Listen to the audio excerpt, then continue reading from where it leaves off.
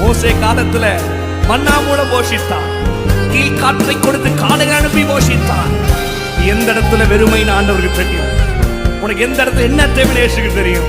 அந்த ஏசப்பா அந்த காட்சிகளை நினைச்சு அந்த அற்புதத்தை நினைச்சு துதிப்பீங்களா? ராசன் எளிய காலத்தில் காகம் கொண்டு போஷித்தீர், ராசன் மோசே காலத்தில் மன்னா மூலம் போஷித்தீர். தாசன் எளிய காலத்தில் காகம் கொண்டு போஷித்தார். அத்தனை அலைச்சல் வெயிலே போஷித்தார். செருப்பு கிளியில துணி கிளியில யோசிப்பீங்களா?